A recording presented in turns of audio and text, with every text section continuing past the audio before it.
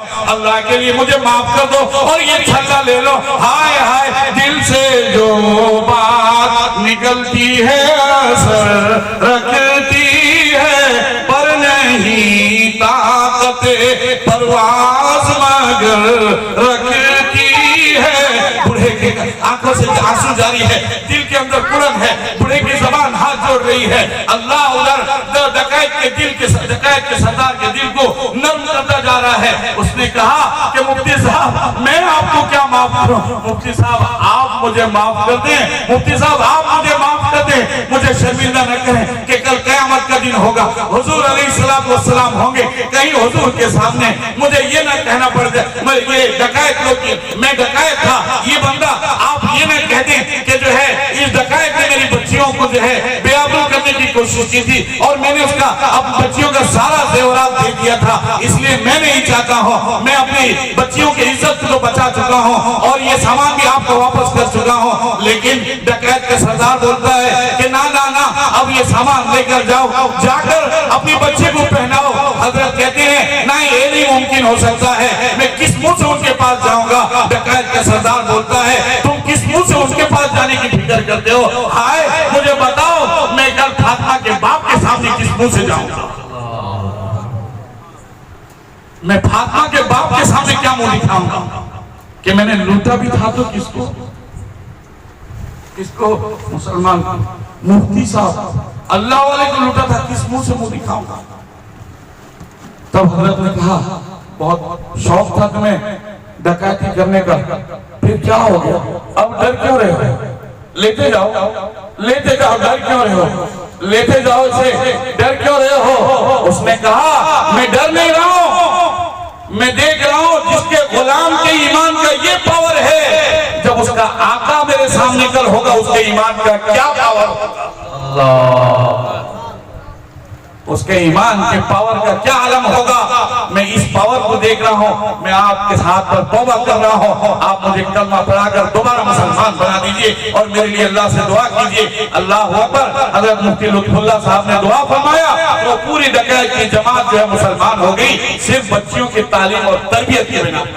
नारे तकबीर, नारे तकबीर, सीरत नबी सल्लल्लाहु अलैहि वसल्लम।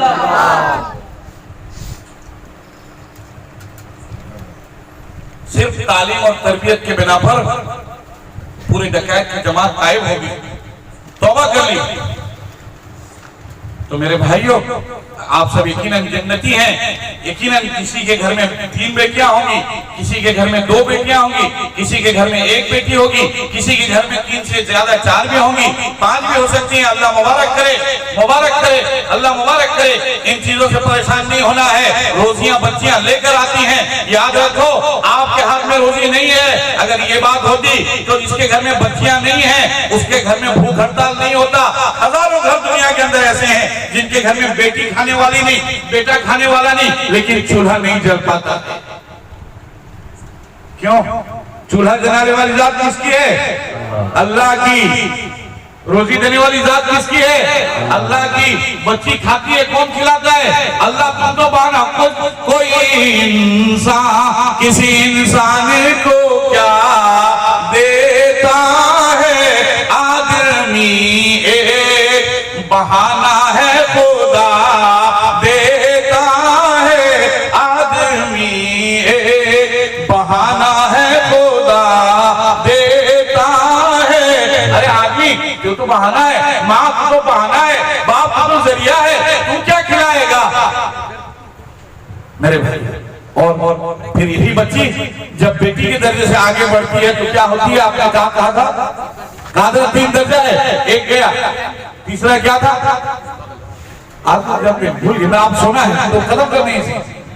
क्या है? बीवी। जो हुए हमारे याकूब भाई सुमड़े से आए हैं वो जागते हैं वही बोलेंगे बीवी। चलो अल्लाह ताला उनको भी और आप सबको कबूल फरमाए। बीवी का दर्जा सुनो, यही बेटी अगर बाप की तरबियत के बाद शौहर के घर जाती है उसके घर को जन्नत बनाती है, और अगर शौहर की तरबियत, बाप का तरबियत, माँ का तरबियत अच्छा नहीं होता है तो उसका घर क्या बनता है? जहन्नम। तो तो तेरे ही हाथ में सब है, जन्नत भी है और जहन्नम भी है। और तेरे हाथ में नहीं, तेरी माँ के हाथ में, तेरे बाप के हाथ में जन्नत भी है और जहन्नम भी है। तू चाहे तो जन्नत बना दे शौहर की जिंदगी को, तू चाहे तो जहन्नम बना दे शौहर की जिंदगी को। तेरे हाथ में सब कुछ है। हजारों घर ऐसे हैं जो शादियों के बाद आबाद हो गए हैं और हजारों घर ऐसे हैं जो शादियों के बाद बर्बाद हो गए। मेरे आका सरवरे का फखरे मौजूद हुजूर सल्लल्लाहु अलैहि वसल्लम की सबसे छोटी बेटी, उनका नाम क्या है? फातिमा ज़हरा रज़ी अल्लाह ताला। आप ये सोचते हैं ना, हम लोगों के दरमियान मियां बीवी झगड़ा होता है, पहले थोड़ी होता होगा, खटपट शुरू से। हजरत अली और फातिमा के दरमियान में भी थोड़ा सा खटपट हुआ। एक दिन थोड़ा सा खटपट हुआ, हजरत अली नाराज हो गए। हमारे दरमियान भी नाराजगी होती है, वहां भी नाराज हो गए हजरत अली। जब नाराज हो गए तो हमारे पास क्या है, उठने बैठने का खजाना बना, मुझे जहां डिस्टर्ब करो मेरे साथ खत्म। अगर ऐसे बंद करना है तो बोल दो, मैं बंद कर देता हूं। तो क्या बोला था? सल्ले अला मुहम्मदिन, सल्ले अला मुहम्मदिन, सल्ले अला रसूलिना, सल्ले अला मुहम्मदिन। तो बहरहाल मैं कह रहा था कि यही जन्नत बना सकती है और यही जहन्नम। हुजूर की छोटी बेटी हजरत अली से मुंसलिक हैं, उनकी बीवी हैं, दोनों के दरमियान थोड़ा सा किसी बात पर नाइत्तेफाकी हो गई। हमारे यहाँ पे 3-3 रूम है सखावत के, सखावत बीवी से नाराज हैं, अपना रूम छोड़कर ड्योढ़ी में जाके सोए हैं, माँ के रूम में चले गए हैं, बाप के रूम में चले गए हैं, खाली रूम में चले गए हैं। पहले फ्लोर में बंद है तो दूसरे फ्लोर में चले गए, दूसरा फ्लोर बंद है तीसरे फ्लोर में चले गए। अगर ये नहीं तो वो नहीं तो कहीं पर एडजस्ट कर लिए। हजरत अली के घर में एक ही झोपड़ा है, बीवी से नाराज हो गए हैं, तकलीफ हो गई है, उठे घर से जाकर मस्जिद नबवी में औंधे लेट गए। अब सुनो, सिर्फ इतने में खत्म। अब सो गए हजरत अली, जाकर औंधे लेटे। हुजूर को पता लगा, हजरत फातिमा ने खबर दिया और आपकी बेटी क्या फोन कर दिया, अब्बा जितने जल्दी पुलिस को लेते हुए आना, अब्बा FIR काट के आना। मेरे भाइयों, मैं आपका ऑपरेशन कर रहा हूँ इसलिए कि मैं आपके घर का आदमी हूँ, मैं जानता हूँ हालात दुनिया में क्या होता है। अल्लाह हम सब के घर की इबादत फरमाए। आज हालात अच्छे नहीं हैं, मुसलमानों के घर के हालात अच्छे नहीं। मैं मेरी माँ बहनों से हाथ जोड़कर रिक्वेस्ट करता हूँ, अगर कोई मामला तुम्हारे घर में होता है, घर ही में सॉल्व करने की कोशिश करो। खुदा की कसम, इन भेड़ियों के पास लेकर न जाओ, तुम्हें इंसाफ नहीं मिलने वाला। अपने दरमियान समझौता करो, नबी के तरीके पर समझौता करो, इंसाफ नहीं मिलने वाला। भेड़ियों के पास ना लेकर जाओ, आबरू जाएगी, इज्जत जाएगी, दौलत जाएगी, कुछ नहीं मिल पाएगी। हजरत अली की बीवी हजरत फातिमा ने खबर दी, अल्लाह के नबी को बुलाया अपने घर में। अल्लाह के नबी आए, देखा कि बेटी के चेहरे पर गमजदगी है, बेटी गमजदा है। और आपकी बेटी अगर शौहर नाराज हो उनसे जाने दो। मेरे अब्बा से पैसा लेकर पाती हूँ, कौन सा कमा खिलाते, माने इज्जत से बोली भी नहीं। ये बिल्कुल पर्टिकुलर बात बोला, इज्जत की बोली भी नहीं, खिलाता है। हाँ, कौन सा अपने घर से लेकर खिलाता। मेरे अब्बा घर से पैसा मेरा भाई पालता ना, मेरा भाई चावल दाल आटा तेल सब देता, गोश्त भी ऊपर कर दिया, ऊपर वहां से लिया गया। ये कौन सा खिलाते ना, नाराज हो जाए कितने दिन बाहर फिर आ गया ये। लेकिन हजरत अली जब जुदा हो गए, हजरत फातिमा तो ज़हरा गमज़दा हो गई। हुजूर आए तो देखिए कि फातिमा का चेहरा मुरझाया हुआ है, गमज़दा चेहरा है। हुजूर परेशान हो रहे हैं। अल्लाह अकबर, फातिमा मेरी जिगर का टुकड़ा। हजरत फातिमा के बारे में हुजूर ने फरमाया, अल फातिमा तो बुज़अतुम मिन्नी, फातिमा मेरे दिल की टुकड़ा है। जिसने उन्हें तकलीफ दिया उसने मुझे तकलीफ दिया। इसलिए हजरत अली को हुक्म दिया था कि अली याद रखना, तुम 2 शादी करना चाहो कर सकते हो, 3 करना चाहो कर सकते हो, लेकिन मेरी फातिमा की जिंदगी में नहीं। जब मेरी फातिमा चली जाए तब करना, मेरी फातिमा की जिंदगी में नहीं। फातिमा अल फातिमा जो मुज़अतुम मिन्नी, फातिमा मेरे जिगर के टुकड़ा है। अगर तुम शौकन लाओगे, दूसरी शादी करोगे, यकीनन फातिमा के दिल में तकलीफ होगी। और जिसने फातिमा के दिल को दुखाया उसने मेरे दिल को दुखाया, और जिसने मेरे दिल को दुखाया उसने रब के दिल को दुखाया। पूरी जिंदगी जब तक फातिमा जिंदा रही, हजरत अली ने दूसरी शादी नहीं की, बाद में की, उस वक्त नहीं। बहरहाल हुजूर ने पूछा बेटी क्या मामला है, क्या हो गया, क्या परेशानी है? कहा या रसूल अल्लाह बात कुछ भी नहीं है, बस थोड़ा सा जरा सा मामला हो गया, अली नाराज हो गए, मैं इसलिए आपको बुलाया, आप अली को तलाश करें। हुजूर के साथ सहाबा किराम की जमात है। हुजूर चाहते कहते सिराज तुम इधर जाओ, रियाज तुम इधर जाओ, तुम इधर जाओ, अबू बकर तुम उधर जाओ, उमर तुम उधर जाओ, उस्मान उधर जाओ, तला उधर जाओ, वो उधर जाओ, वो उधर जाओ, वो उधर जाओ, सबको लगा देते। लेकिन सहाबा की मुकद्दस जमात इंतजार करी हुजूर के हुक्म का। लेकिन हुजूर ने कहा ठीक है, आप लोग सब मस्जिद नबी, आप लोग सब अपने अपने घरों को जाएं, मैं जरा अली से मिलकर आता हूं। हुजूर के मस्जिद नबवी में, आज की मस्जिद नबवी ने आलीशान मस्जिद नबवी, दुनिया की जितने अजूबात हैं उनमें से अगर मैं कहूं एक अजूबा मस्जिद नबवी है, यकीनन मस्जिद नबवी है। उसके दरमियान की छत फटती है पूरे रोशनी अंदर और फिर छत मिल जाती है, अजूबा है। एक रत्ती का कहीं पर भी कोई मेहमान उसके अंदर फर्क नहीं निकाल सकता, वो तामीर है। बहरहाल अल्लाह करे आप जाएं देखें। मैं बचपन में एक नात पढ़ा करता था और उसमें एक शेर बहुत पढ़ता था, मेरी माँ बहनों को घर में याद होगी।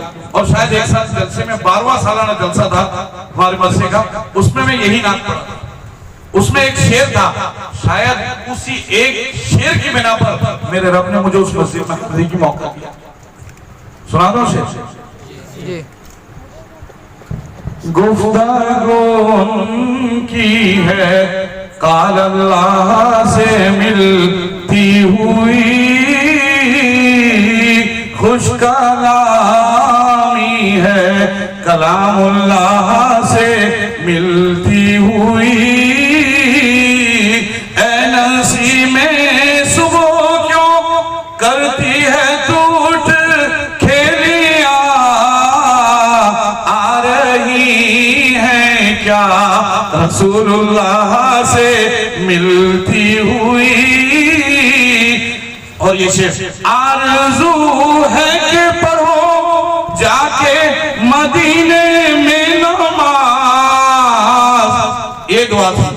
आरज़ू है कि पढ़ो जाके मदीने में नमाज, मस्जिद नबवी है बैतुल्लाह से मिलती हुई, मस्जिद नबवी है बैतुल्लाह से मिलती हुई।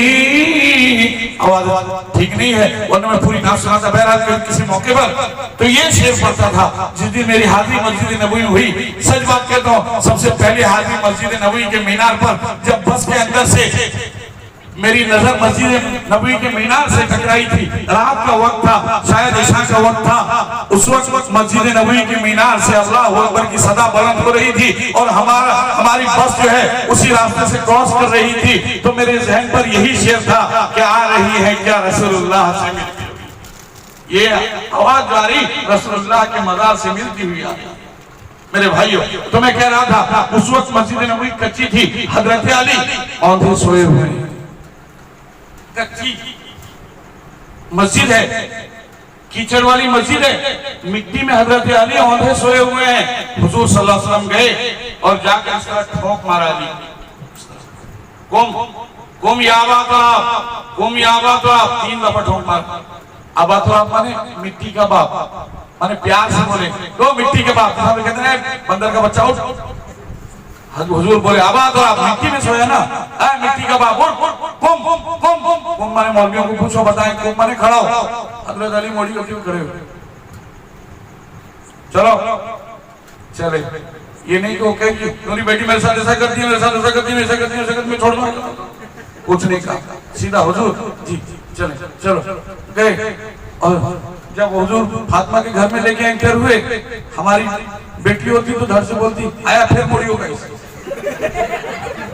आपके घर का, आपके घर की बात कह रहा हूं, अच्छी तरह सुनो, फिर मोड़ी होगी।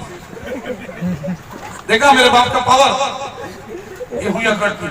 अल्लाह अकबर, वो बाप कायनात का अजीम तरीन बाप, वो बाप कायनात का अजीम तरीन हस्ती, वो बाप कायनात का अजीम तरीन इंसान, वो बाप जिसके चांद सूरज उतर कर जिसको जिसके पैर का बोझा लेते हो, वो बाप जिसकी कसम से जिसके बाल का कसम गुलाम खाता है, वो बाप जिसके चेहरे का कसम रब्बे जुल जलाल खाता है, वो ऐसा बाप है लेकर जाता है।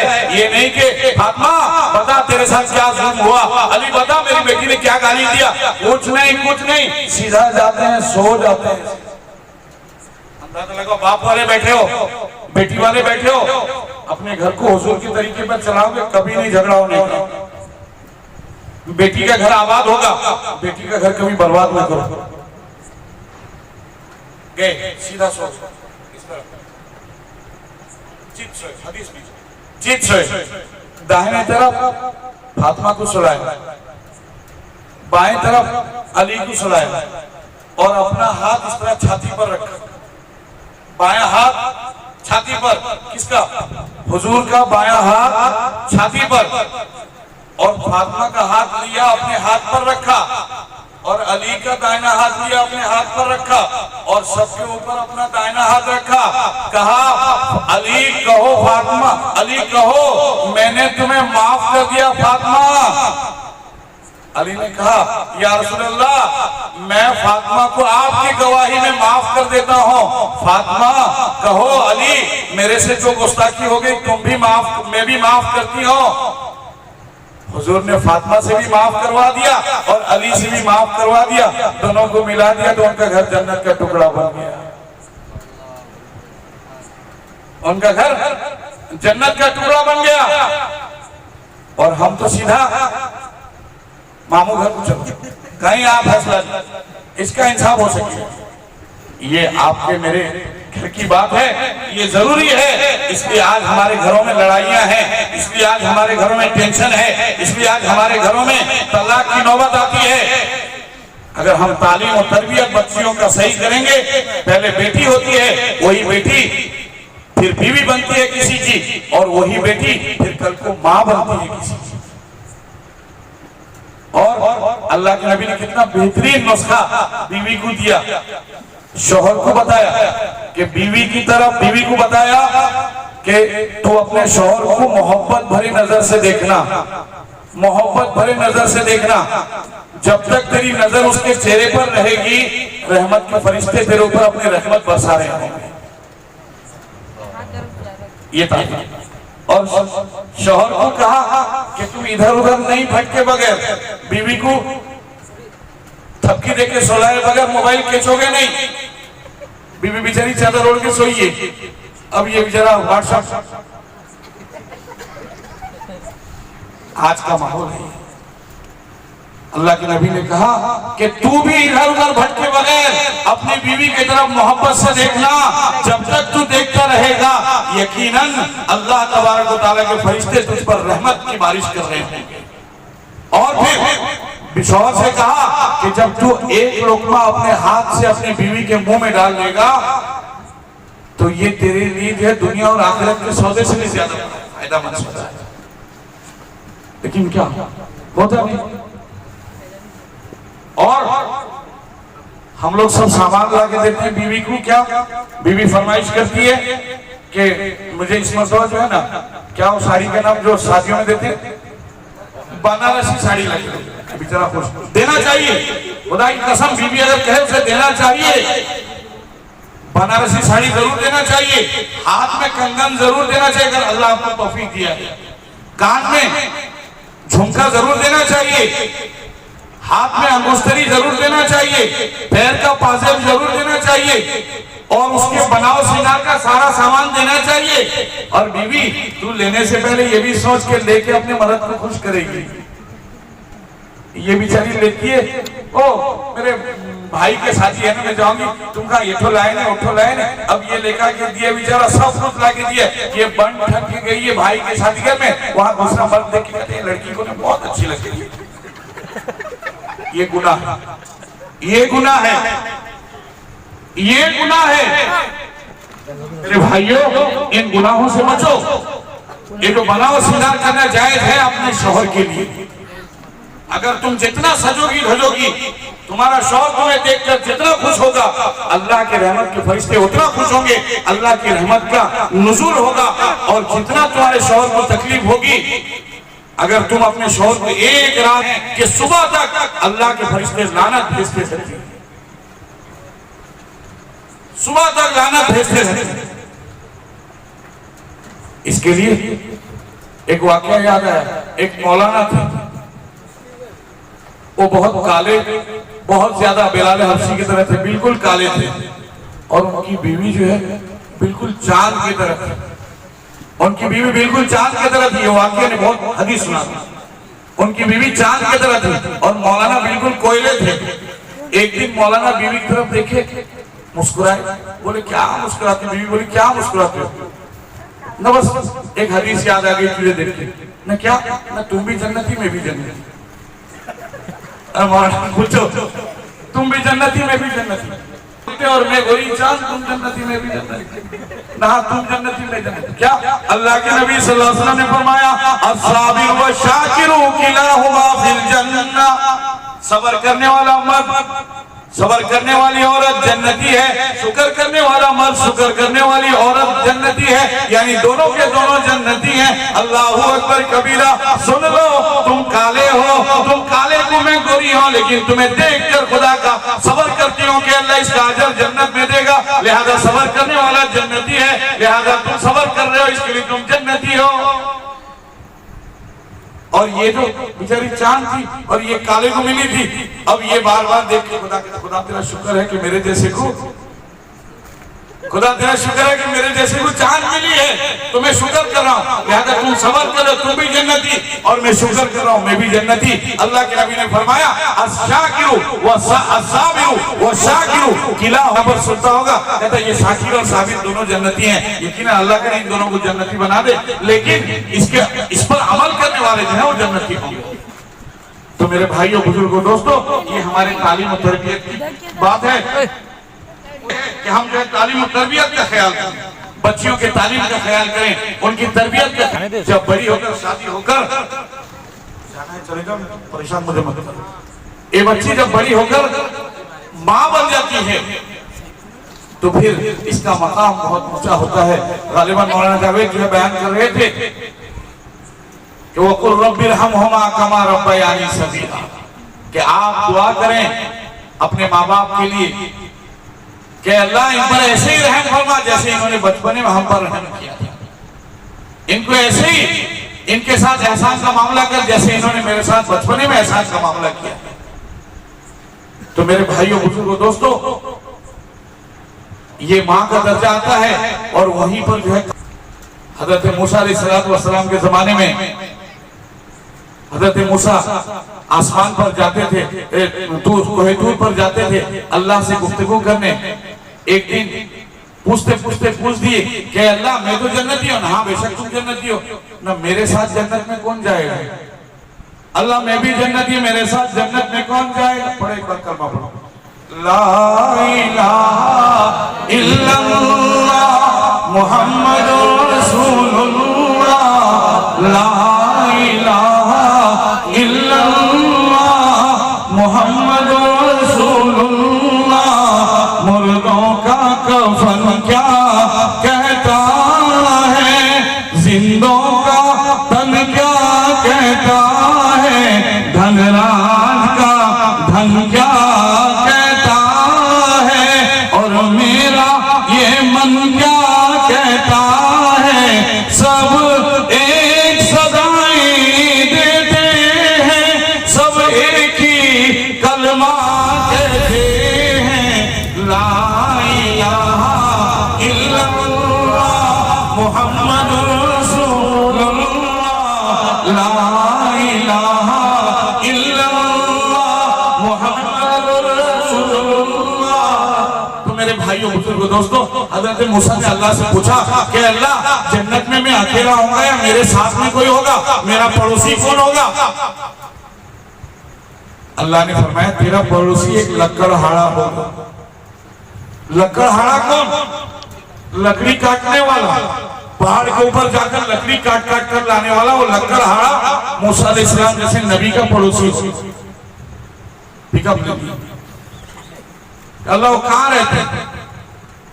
मारे मैं देखो जिद में आ गया, जिद्दी तबीयत करनी थी। मैं देखूंगा ना ना तुम मत जाओ नहीं अल्लाह मैं उसको मिलूंगा मैं उसको देखूंगा जीत के अल्लाह बता दी एड्रेस फला जगह फला पहाड़ के नीचे फला सा झोपड़ा है उस झोपड़े में रहता है उसका काम लकड़ी काटना है और लकड़ी दिन भर काटता है और शाम को आता है पूरा एड्रेस अल्लाह ने उसको ईमेल कर दिया पूरा एड्रेस अल्लाह ने उसको ईमेल किया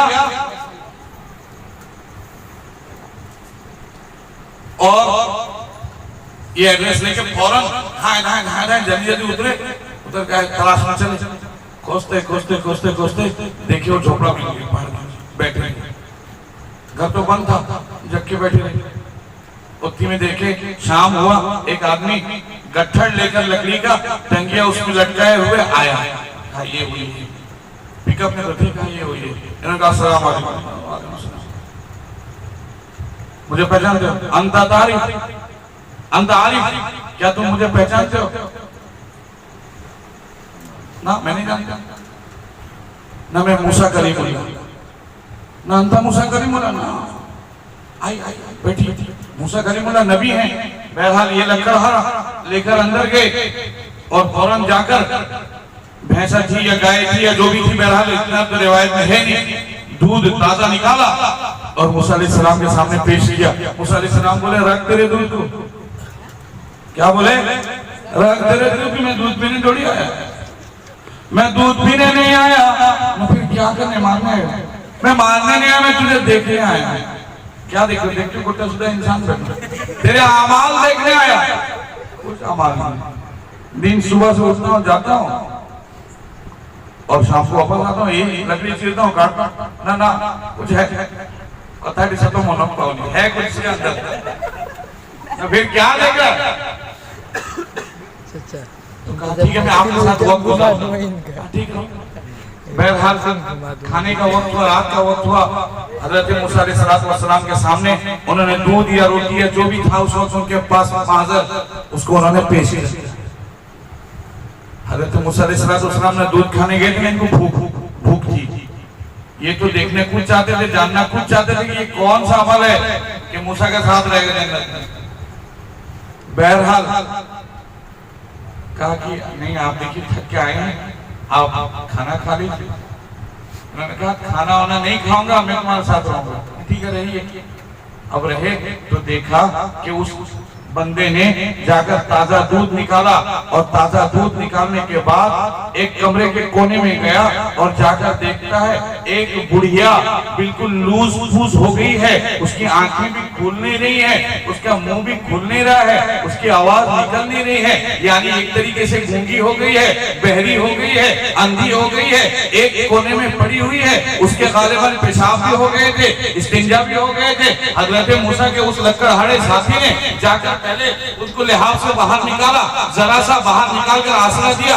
उनके मुंह को साफ किया उनके आंखों को साफ किया और उसके बाद उनकी खिदमत की जब वो जरा सा तरोताजा हुई तो ताजा ताजा दूध लाकर उनके मुंह में लगाया थोड़ा थोड़ा सा रुई के पाए में लगा कर दिया पीती रही अंदाजा लगाइए कितने वक्त तक वो पीती रहेंगी एक प्याला कटोरे के दूध को कितना वक्त लगा होगा उस बंदी को पिलाने में ये सब्र के साथ पिलाते रहे जब पिला दिया मुकम्मल कर दिया उसके बाद अपने दामन से उनके मुंह को साफ किया फिर उठाकर उनको बिस्तर में सुलाया ऊपर लिहाफ डाला और कहा अम्मी जान अब मैं जाऊं आराम के लिए बेटी ने मां ने इशारे से कहा बेटा हाँ तुम जाओ अम्मी जान मैं जा रहा हूँ ना हाँ बेटा तू जा मैं तुझसे राजी हूँ तुझे अल्लाह वो जन्नत दे जिस जन्नत में वक्त के नबी को जो जन्नत देगा अल्लाह तुझे वही जन्नत अता करेगा ये माँ की दुआ है वक्त नबी जी जन्नत में माने बिल्कुल किसमें आपको 5 स्टार उतनी देखी हो तो कहां तक जाओगे है ना जिसका जितना पहुंचे उतनी बात करें 5 स्टार के ऊपर भी है हाँ ये हमारे उड़ीसा के 5 स्टार तो छोड़ो आप जब सऊदीया में जो 2 स्टार है उसी को देख के आप क्या बहरहाल माँ दुआ दी कि जा मैं तुझसे खुश हूं तेरा ठिकाना वही होगा जो वक्त के नबी का ठिकाना होगा, तेरी जन्नत वही होगी जो वक्त के नबी की जन्नत होगी, यानी जन्नत में मूसा तेरे साथ होगा। अल्लाह अकबर। तब हजरत मूसा को यकीन हो गया कि ये दर्जा इस लकड़हारे को किस तरह मिला, ये कोई नबी नहीं है, ये कोई वली नहीं है, ये कोई नमाजी नहीं है, ये कोई रोजेदार नहीं है, ये कोई अल्लाह वाला नहीं है, ये कुछ नहीं है, माँ का खिदमत गुजार है। माँ की दुआ के सदके में अल्लाह ने उसे मूसा का साथी बना दिया। अल्लाह।